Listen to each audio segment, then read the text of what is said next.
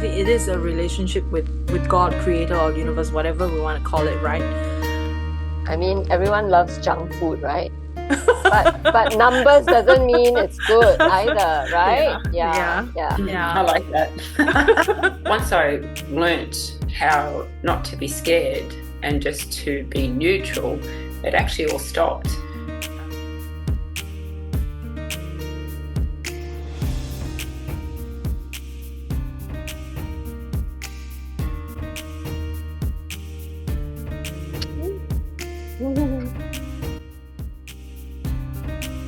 Oh gosh, I don't know how to answer that. There's so many. I think I trust more. You know, I've always listened to my gut, but I really listen to it more so, if that makes sense. Okay. So I'm really, I'd stop and listen to what my gut says first. And then I generally, if I doubt, I know I then will think about it and just sit with it again. Yeah. Okay. All right. Thank you. Susanna next. Okay.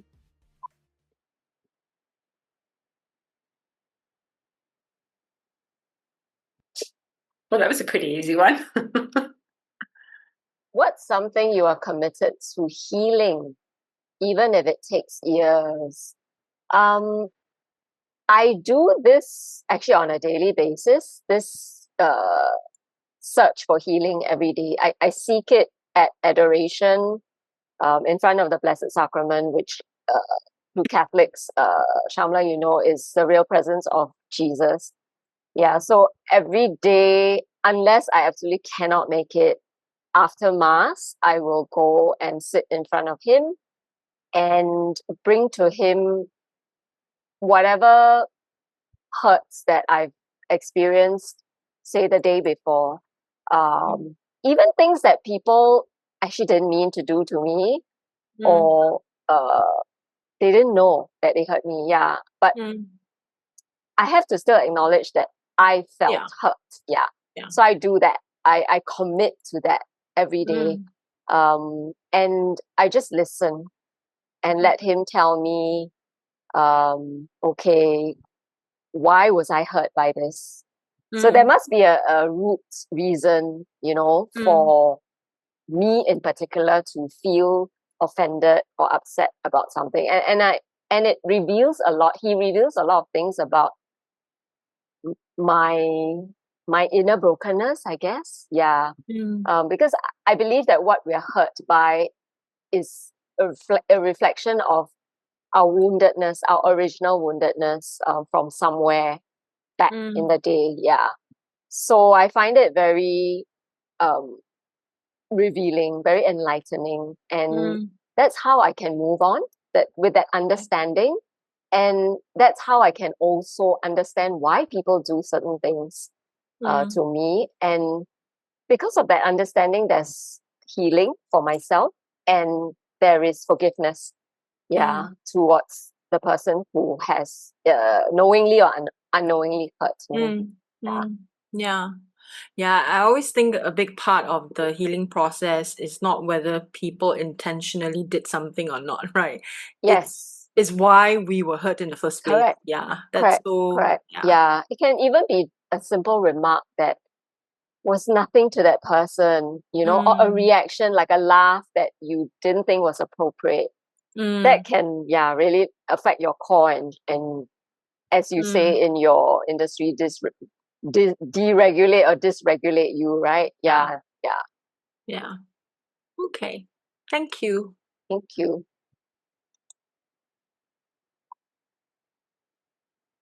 I hope I get an easy one. There are no easy questions here. What do you mean?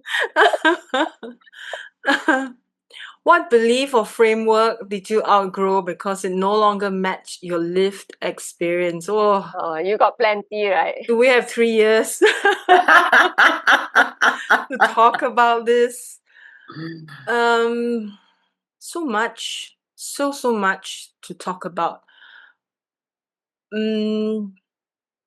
I think, as both of you know, I've taken my spiritual path really outside of religion. And for me, I mean, I grew up as a Catholic, uh, and I feel it has served its purpose for me.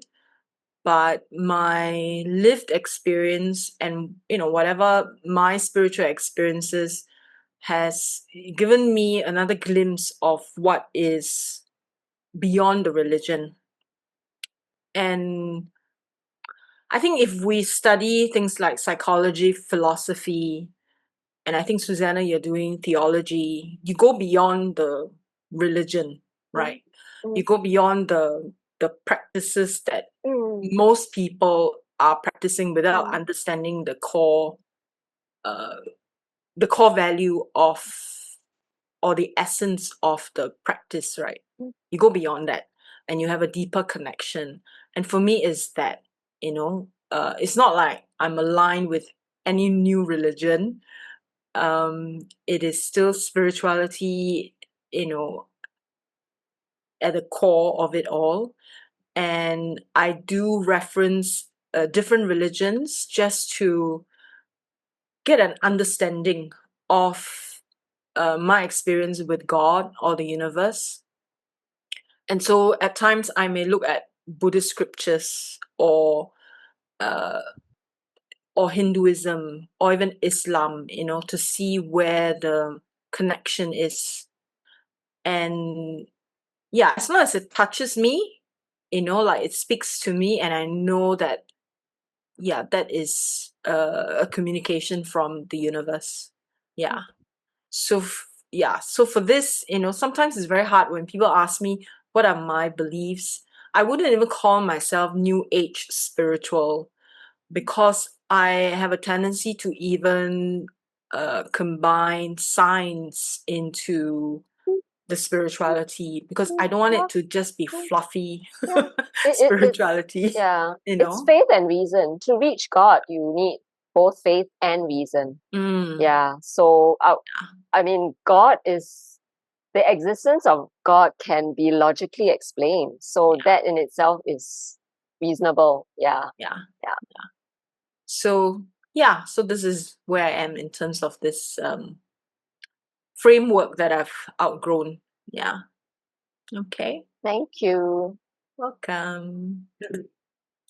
Let's do next one. Alina? I hope it's not a tough one like that. Oh. Wow. There's a lot to unpack here. Give us a slice. Sacred How big a slice would you like? Wow, it's like, yeah, then it goes there, and then okay. Well, one thing that comes to mind is fear.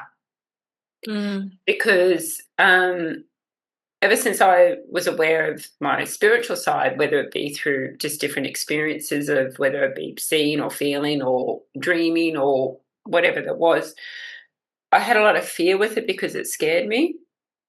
And because it scared me, it used to happen more frequently. And then I was actually able to find out a little bit more about what was going on. And it was actually my fear that was making it worse, because I discovered fear was feeding on fear. So there was not actually one thing or something that was there. I mean, 'cause everything's all energy. Once I learnt how not to be scared and just to be neutral, it actually all stopped. But so the fear was, the fear dissolved. But having that experience of fear, it made me question a lot of things as well. So I didn't just believe things at face value. So it was a good experience on one side, because I did question everything. And but I'm not as fearful of that side of things anymore, because I know that it created a blockage, but it also created a quest for for searching for what was going on, the understanding and the meaning of it. So, and that's how it all began, actually, was when my grandmother left me a crystal just before she died, but it was a note and everything that went with it. And that sort of allowed me to then start to discovering a little bit more about the side of things. And then that's when I realized that I'd sort of blocked all that out because I did have my fear. And then so with that, then, like I said, I was able to not conquer it, but sort of understand it. And then that helped me develop a lot more. And yeah, with my clarity started to become, a lot clearer. Don't get me wrong, I'm still fearful. If something appeared in front of me out of the blue, it would be different. But no, I think that's just the things that you see on the movies. But yeah, no, definitely I don't have the fear now like I used to. So I welcome it now. Yeah. Okay. Thank you. All right. Thanks. Next.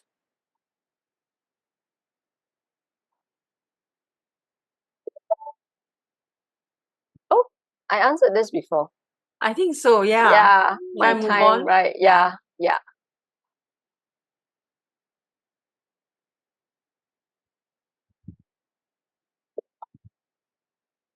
Mm. Ooh. I was just thinking about surrender. It was in my head. Yeah. I think surrender and I have finally learned to tango in a rhythmic way that in a way that I don't step on its toes and it doesn't step on mine. Yeah. Um, Surrender used to sound very negative to me because surrender is like, okay, I give up. I wave the white flag, you win. Yeah. But I see and I live surrender in a very, very different way now. Because I have learned that the only surrender you make is surrender to God. Yeah. And why not? He is in total control. He made everything. He makes anything possible. So why would you not? And surrender doesn't mean not doing anything about anything. It's about doing all the good you can and leaving room for him to intervene, direct, allow, and be at peace with that. Yeah. So that's my relationship with surrender and how it has changed. It used to be a tussle, now it's a dance. Yeah. I actually brought that one up just recently, Sue, and because I used to think the same, surrender was like a give in. But I recently was just only saying the other day that, I surrender, but it was a really nice thing. But what it was just because I recognized the signs and I dropped my resistance. And then I just opened up and allowed. Yeah. Yeah. It's beautiful. And it gives you such peace, right? Yeah. Inner peace and Yeah, that's nice. Yeah, I think, when I think of surrender in the context that I'm practicing now, it's feeling like I'm drowning, but I stop struggling and I allow myself to just go into the water, that sensation, and then I will just go up. Once I let go, right, and I will just come up. So I feel this, like in meditation or contemplation, right? Like it becomes a very even like a physical sensation where I can feel like I'm drowning and then I'm coming up. And then you relax. Yeah. In dreams also, I tell myself to surrender when I feel a struggle, and then the whole dream changes. It's very interesting, right? The concept of surrender. Yeah. I like it. Your turn, Shamala. Yeah.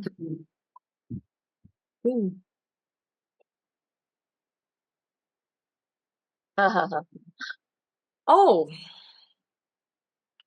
I think I'm constantly being reminded that there is I grew up in an environment that is very not treated with kindness, right? And sometimes I wonder to myself, like, you know, how did I not become hard? How did I not become like, like a horrible person because of the harshness? And then I'm reminded that when I meet up with friends that I truly care about, they reflect back to me kindness. And I feel like that kindness is always, I always like, like how people are speaking or how they're interacting with each other or with me. The kindness thing always shines for me. It's just very obvious to me. Like other people may not see much about it, but to me, it's like it's so highlighted. The kindness, and when it's highlighted, it makes me think about the world is not so bad. Like that, there are kind people, and that reminds me to remain soft. To be softened by, no matter how difficult things are. And of course, not to be a doormat. I still need to, say what needs to be said, stand up for what I feel may not be right. But at the same time, to retain that soft side, the kindness. It's really through the reflection of other people's um actions and their words. And maybe I'm constantly looking out for that, and that's why it shines. Then to me it's like a very good reminder. Yeah. So I write that in my gratitude journal all the time, like if I, hang out with certain friends, and then in my journal I would say, I really appreciate their kindness. It could be just the way they speak about someone else, or the little things they did. The kindness really helps me to, in a sense, like stay on track. Yeah. Yeah. I was just gonna say, kindness is a very attractive trait or virtue. Is very, very attractive. Yeah.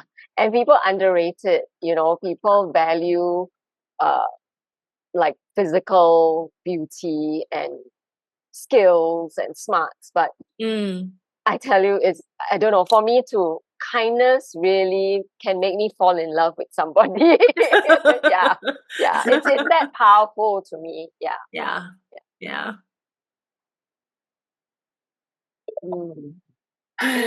Okay. My energy.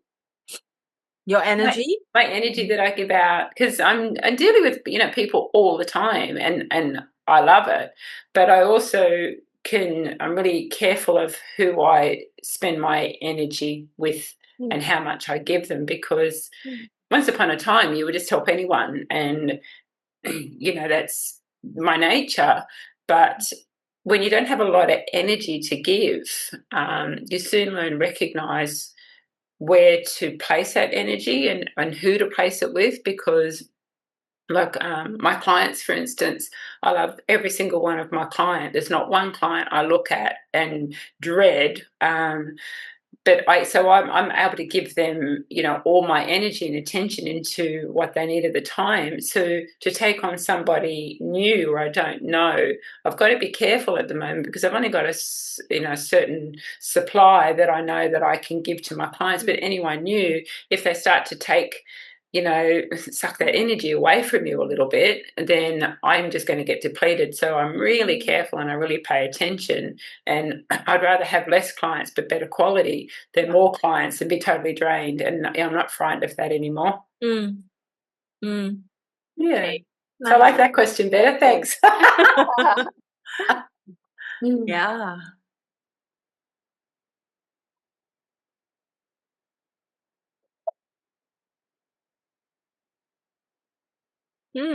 Susanah.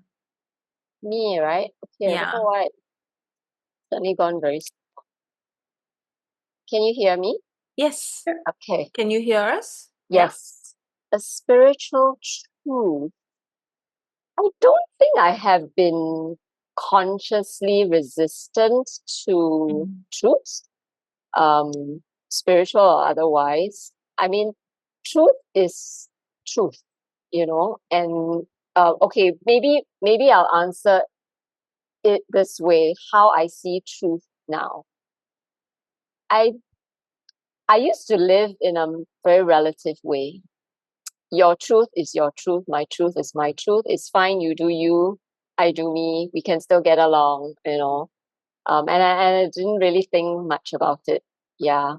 But I've come to know that there is only one truth. God is truth. And his truth is love, life, goodness. There's no halfway. You're either, for me, you're either all in with walking with him, his way, or you're not. Yeah. And to me, that's the truth. Yeah. You're living his truth, or you're not living the truth.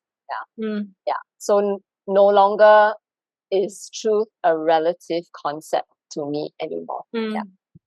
Okay. That's a interesting way to see this, because I've often the way I look at it is, there is, yes, like you, I feel like there is only one ultimate truth, and that truth will always be the compass. But we also have our own little experiences in life where what is true at that point in time feels like it's truth, but it may not be ultimate truth, right? And it's truth at a point in time, but then we need to let that go after a while as we grow, so that we can seek out the ultimate truth. Yeah. And I think you hit the nail on the head by using the word seek, because when you search, you will find it. You will find the truth if you keep searching. Yeah. He will reveal himself to you, in that sense, to me lah. Yeah. Okay. This question, I mean, take out the word spiritual. This question also reminds me of how a lot of wives always say that no matter what their husbands say or do, and they try to hide the truth from them, they will always find out.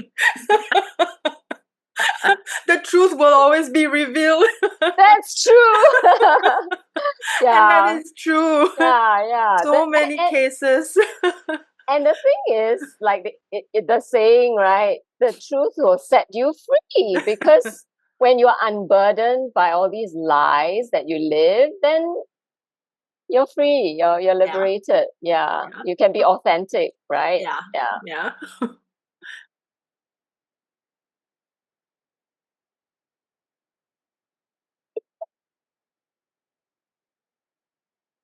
Oh, nice. Yeah. This is a big one. Again, how much time do we have? A very big one. Yeah. Maybe, I think, let's see how much I can answer here, and then we'll go on to our main topic, right? And maybe we can carry on there. What part of my spiritual journey has been the most humbling? I think when, my experiences of at the beginning stages of my spiritual growth is a lot about what I see on the psychic level. The visions, the psychic experiences, right? But I've been on this journey for so long, and I've come to realize that that is simply a superficial experience for me in my growth.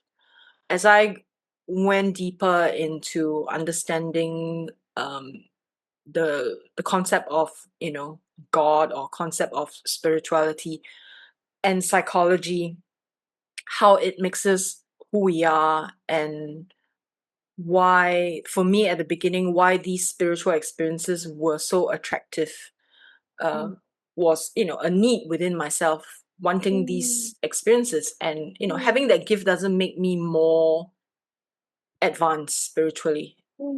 There's no indication whatsoever, right? I mean, a lot of psychotic people have visions as well. They are not in any way, advanced. So for me, the realization of working through, right, my internal landscape, working through the psychology, I work with a Jungian analyst. So we do we do dream work, we do understanding these visions from a much more psychological perspective and integrated with spirituality, right, has given me a better understanding of my inner workings and my inner landscape. And that has definitely humbled me, giving me a realization or understanding that these things that I see, which has really helped me in my path at the beginning, doesn't really hold much water. I mean, there's no real substance to it now. And so even though I still do readings, like tarot readings, for example, but I use the tarot readings as a mirror for my clients to reflect back on what's really going on in their own consciousness and helping them to see what they can't see or what they've been avoiding. And so I use it in a different way, less like oh, what's going to happen next week kind of thing. Yeah. So it has really, really it's been so humbling that for a period of time I became almost like a hermit. This was even pre-pandemic, like I wasn't out there doing any of this work. And yeah, and now it's like, a time for me to come out, not be buried, and come out, and do what I'm meant to do rather than the superficial spiritual stuff that I was doing at the beginning of my journey. Yeah. So beautiful, Shamala. yeah, thank you. Yeah. So the topic is spiritual experiences, awakening, and how it has shaped us. Spiritual awakenings shaped us. Okay. And how it has shaped us. So anybody wants to start? Well, I kind of did, right, with my answer in Spin the Wheel. Do you want to carry on? Yeah, I can carry on. Yeah, so my understanding of spirituality has changed so much, I think, in the past 10 years. And I used to be very reliant on like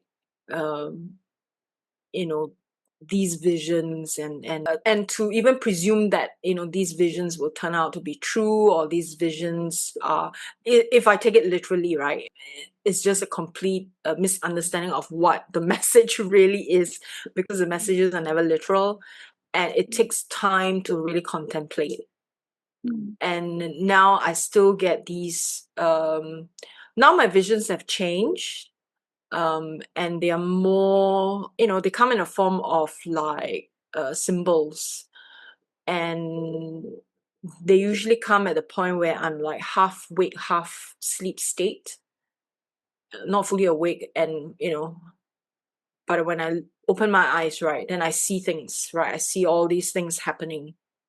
And at the beginning, it used to confuse me. I used to think like, oh, is this happening in another realm, or is this really what is actually happening? But they're actually the inner workings, right, within one's consciousness. And if I tear them apart and study it and learn to interpret it from understanding shadow work, understanding my own shadows, understanding the symbolic meaning behind it all, it gives it so much more depth. And so now that I think about it, those experiences, with the experience now that I have, and I think back about those experiences when I was younger, it makes more sense. to interpret them in the way that I am interpreting them now versus trying to interpret it from that, immature spiritual mind, and I feel like it has taken me on a totally different level and of understanding of what spirituality is. Yeah. Thank you. It's a great answer. Cute dog. Yeah, sorry, he wasn't going to let up. So He's just, clean. He looks so white and clean. My Yeah. God. yeah, he's just that natural colour. Just yeah, he's just lying on my lap now. They like to get involved, right? Yeah, absolutely. Well, he was snoring away before, and then he came up and put his hand, like his nose near my hand, and then he was just like making noises to be jumped up.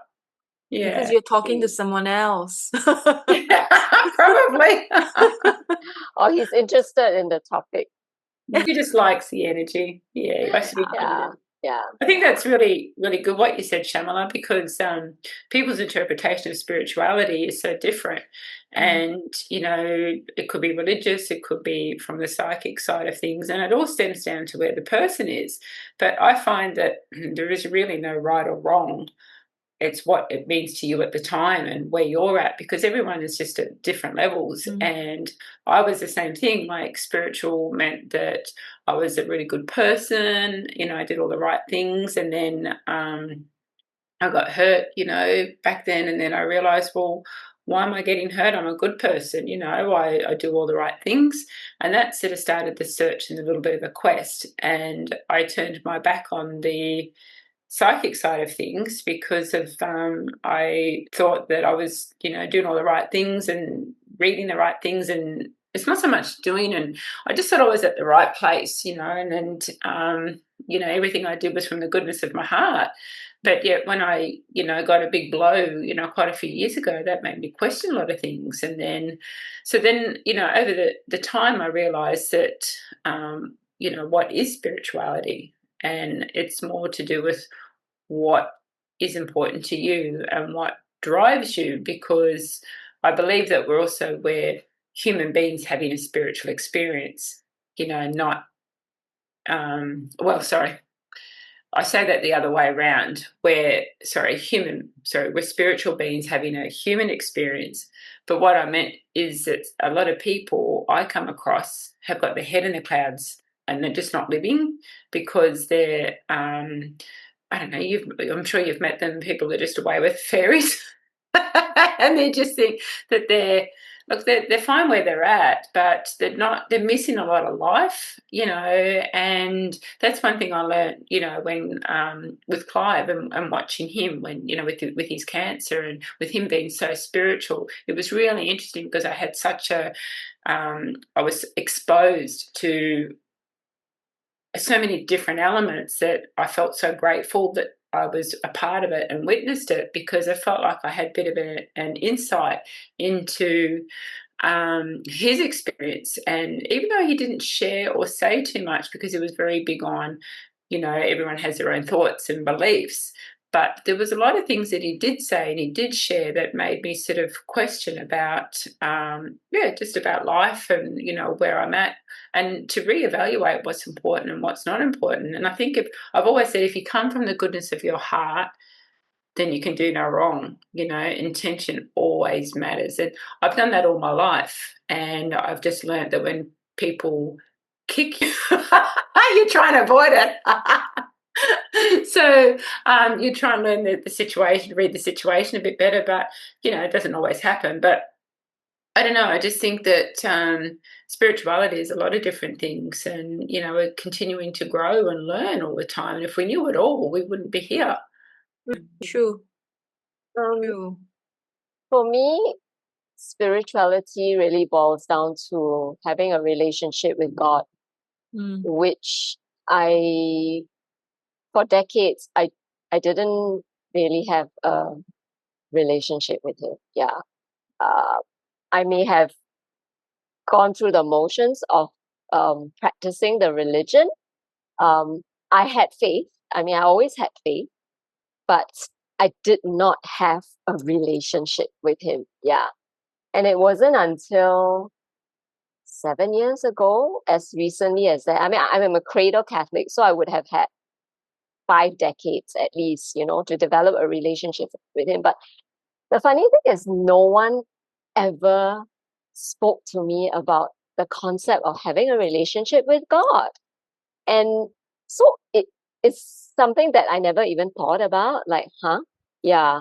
But when I went for this retreat called the Conversion Experience Retreat, I was asked this question. We were all asked this question from God, and it's, will you let me love you? You know, and that changed my whole perspective of spirituality. Yeah, it's not about, if you're good, I'll love you. If you do this, I will love you. It's about, I will always love you. That is the bottom line. So just always remember that I will always love you. I will always want the best for you. I will always give you the best, even if to you at that point in your life, that's not the best. And you may want something that, yes, may seem good to you, but that will always be second best. Yeah, because you do not know God. I mean, God's knowledge cannot be contained, right? Yeah. So yeah, to me, spirituality for me is as simple as that. Keep nurturing that relationship of love, that know that this God loves you eternally. No matter if you're the most sinful person, he still loves you.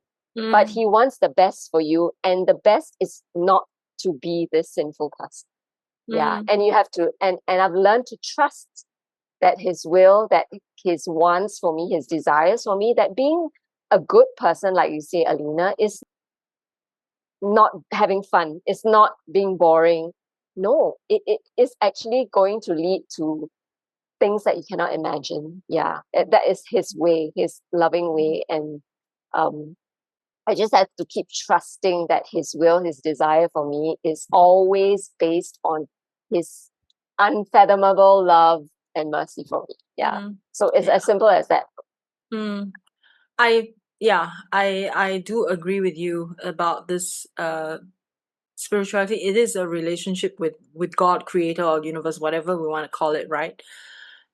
And it's really about love, the experience of love.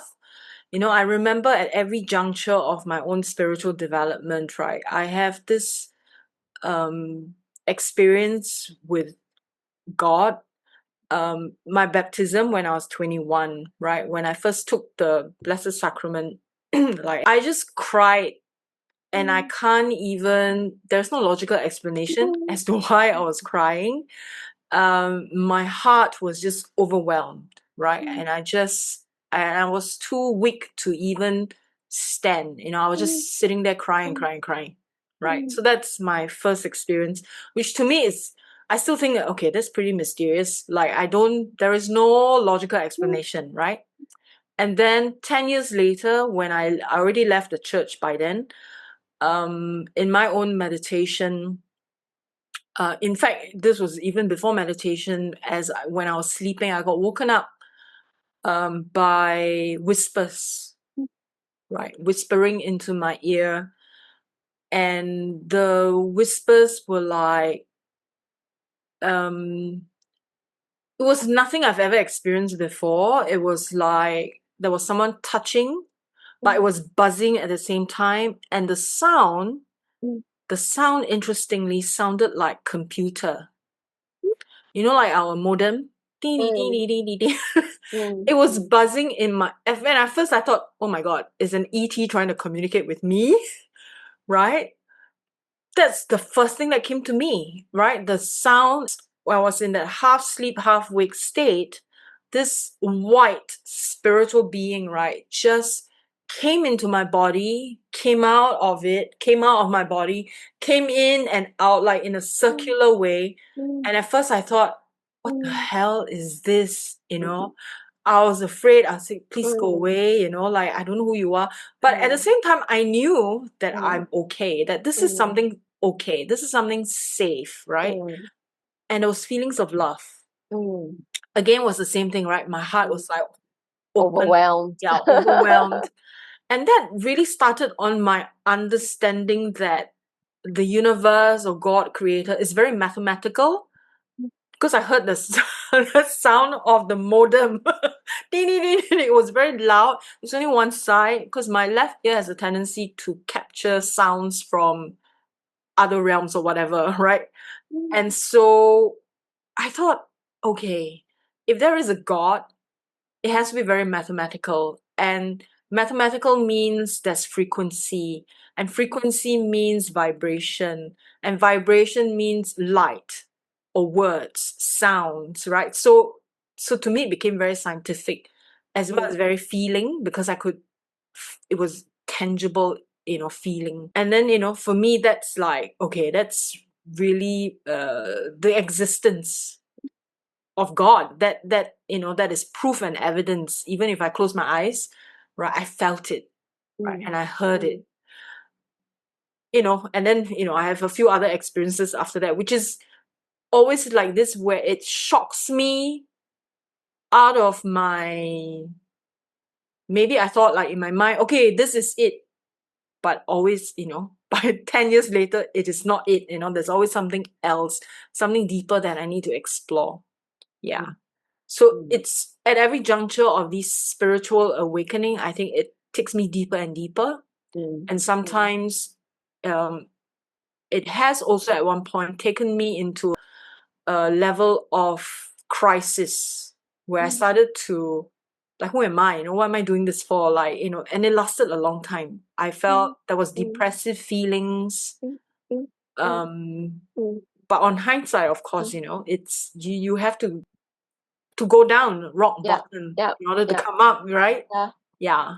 There's a purpose to that dryness and desolation. Yes. Like being in the desert wandering, because it's, in a way, it's like rebirth, like, Yes.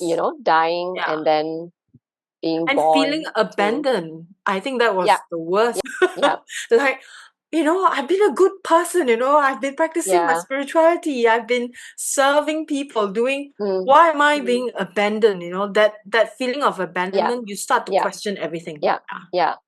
Actually, many saints have gone through that. This feeling of, like, Mother Teresa was famously known to have gone through, in fact, her entire life serving the poor, feeling like that. But she just pushed on and she just lived love. Like, how inspiring is that? Anyone would have just given up, like, no, I think this is too depressing. That's why I'm feeling like that, But she never stopped. Yeah. So I just feel that everyone will go through that.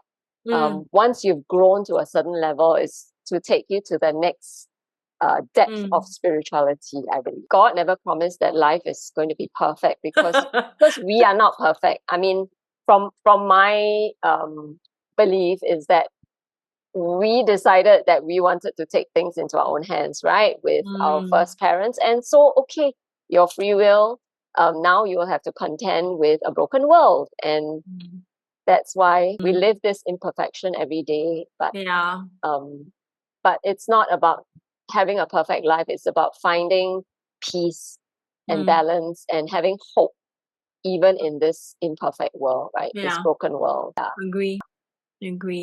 So I'm just trying to think. Okay, I recently had this. Actually, it was just a few days ago. So Saturday night, I went on this overnight prayer vigil. Right, I told you, Shamala. So it includes confession, the sacrament of reconciliation. So I went for it, and I told the priest that I have a very quick temper. When things don't work out the way I want them to, I get very snappy. I can get very unkind with my words, and sometimes I will raise my voice, So he said, okay, you need to grow the virtue of charity. He said that. So he said, go and sit with Jesus and join your heart with his, because his heart is perfectly charitable, and just let him pass you the charity that he has in spades, just absorb it from him. Yeah. So I did that on Tuesday. And on Wednesday, my cleaner comes and she is very absent-minded. Nice girl, very honest, but very absent-minded. And I used to get so stressed because of her, mistakes. But miraculously, I was totally patient with her, and I didn't even have to try. It just came very naturally. Whatever she couldn't do properly, I would just fix it. I told myself, people can't do everything all the time. So if you can help, and there's nothing to say that you can't, just because you pay her doesn't mean if you can do this, you don't do it. So I did it. Yeah, like she made a mess of the floor because it was so wet, and the cat sand was all over, and it was like clumping on the floor. I told myself, no, I will just wipe it up. Whatever I could vacuum, I vacuum. Whatever I needed, a wet tissue, whatever I needed, just a wet cloth, I did it. And the whole chemistry changed that day. Our whole vibe just became so much more peaceful and tolerable. And yeah, and I think she also did a better job because she wasn't on edge, like, oh no, I'm making this mistake and she's telling me this again and that. Because when I tell her this, she will forget that. She cannot contain. And I came to the conclusion that she has a certain capacity for remembering things only, so cannot. Yeah. So whatever you can do, you do, and make things easier for yourself and for her. Yeah. So I was able to put to practice the charity that I got from the Lord. And he, when you ask him for good things, he really gives it to you. Yeah, it's like, why would I not give you that? To be a better person, to give someone a better time. Yeah. So, yeah. Alina? What? I'm just listening. No, I'm just listening. No. Do you have something you want to share about your spiritual experiences or awakening? Just kind of like what I touched on before. So my spirituality is a little bit different to yours. It doesn't mean it's right or wrong. It's just I'm at a different place. Yeah. So my interpretation is different. But like I said, I'm also very aware of there is no right or wrong. It's just where that person is at the time. But my interpretation of spirituality has changed, like I said. And I think as you grow, it changes with you. And, like I've also seen religion divide a lot of people as well. And I think where that is that because that's when the ego will step in, and that true spiritual side, like what you both were talking about, is missed and it's overlooked because it becomes more about a thing rather than yourself. And it doesn't matter where you are or what you do, it's just you're the spiritual being, experiencing all this, and it doesn't matter where you are or where you go, it goes with you. So that's how I see it. And, as certain experiences and that, that you encounter with life, you're ever evolving. I've always said, the more I learn, the more I don't know. That is so true. That is so true. Yeah. Every time, St. Thomas Aquinas said that. I can't remember. St. Augustine. One of them said that. One of the saints. Yes. Yeah, and it's so true though, because I'm not fearful of anything like that. But I always said it doesn't matter what you believe in or anything. I always say if you've come from the heart with a good intention, then you've done no wrong. So I've always sort of used that as to help me make decisions as well, because I never look back on it. I don't have any regrets, because everything I've done, in the past is all for the right reason, and it's always come from the heart. So even in the times of doubt, I always listen to my heart. So yeah. Like going back to what you said, Shamala, about all the visions that you had, right, very early on. There are people also who look for miracles and signs, and they get so caught up with that, like, oh, I saw the face of Jesus in the host, that they forget that it's not about the signs. If he gives you a sign, it's because you don't believe. It's about focusing on the creator himself, not the sign giver, rather than the sign. And you don't even need to chase like physical healing. There are people who go for all these healing rallies and masses just to chase physical healing, right? Because they're not well for whatever reason. They forget the healer. Yeah. So I just wanted to bring that up. It's kind of the same thing. It's a parallel to the visions rather than And I think also a relationship with God or creator or universe, right, is really about learning to be still as well. Because if we're running all over the place finding something, right, then we will never find the answer, because the answer is actually within us. Right. And if we learn to be still, to be very, very still, and to like allow the icky stuff to come out, right? Because when we're still, we have to listen to ourselves. We have to have a relationship with ourselves. And sometimes it's not a very nice relationship, right? Depending on what we're going through in life. But then we have to go through it, the icky stuff, right? In order to get to the real stuff, the deeper stuff that's gonna enable us to grow, enable us to, whatever, take us to the next level, or gain more wisdom, and have more love, be more kind. And we never stop growing. It's a life journey. We will just have to keep growing and growing, and sometimes we will backslide even. It's not linear. It can go sideways, down, up. But just don't give up. It's like, it's not about winning the race. It's about finishing it.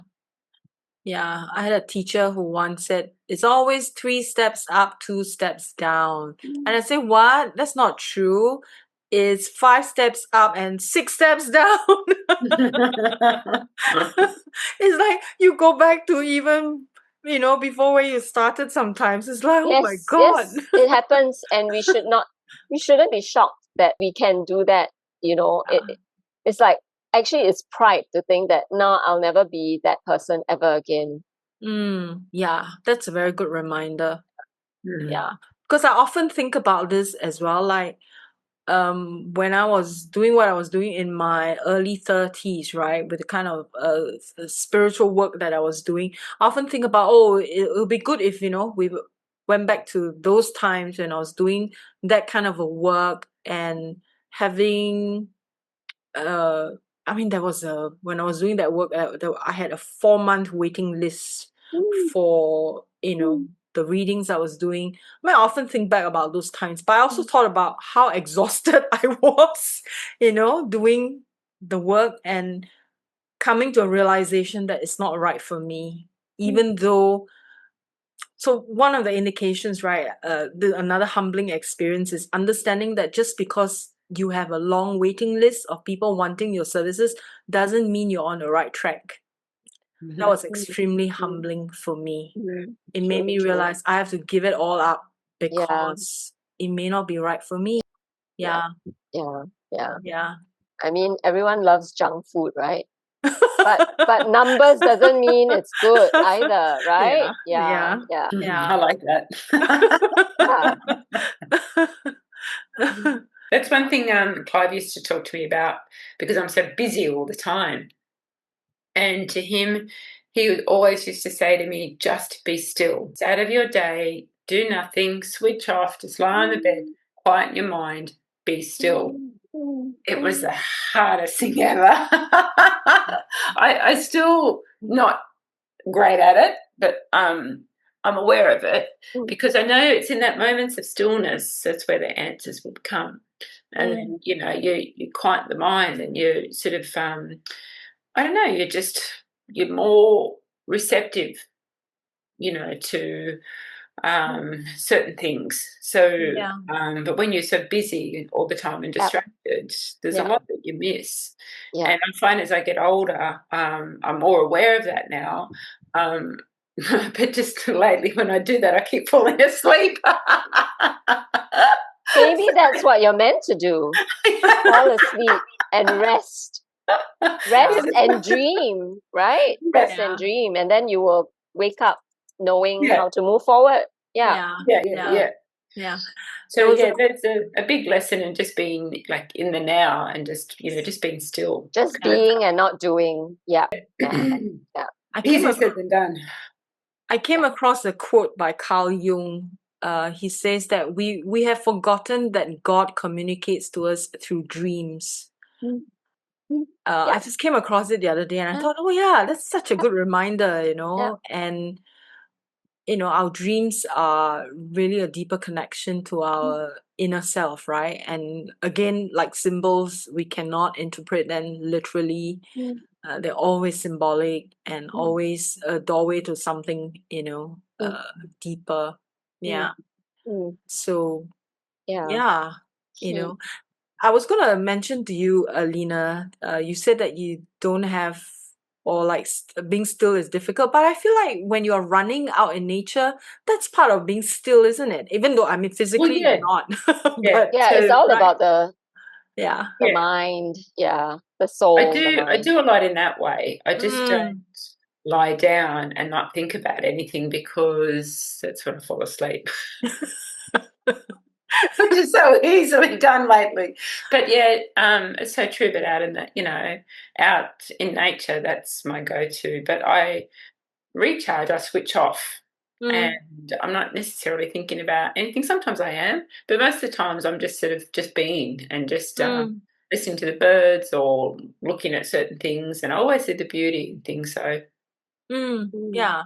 And that's a type of stillness, one with nature, which I also enjoy. Yeah.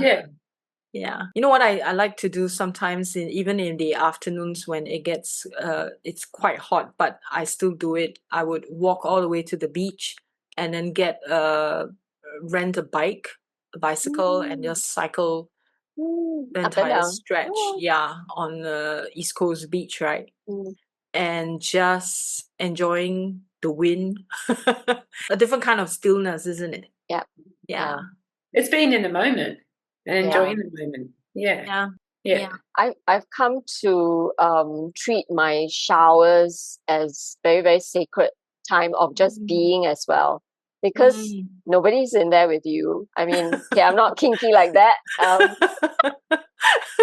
It's really you and the four walls and maybe a piece of glass. You're just cleansing, taking care of yourself, and there's nothing else you can do or say or think, right? Just so I find that very therapeutic. It's like my end of day de-stress. Either one of you have good ideas while in the toilet? As in the toilet or the bathroom? Toilet or bathroom.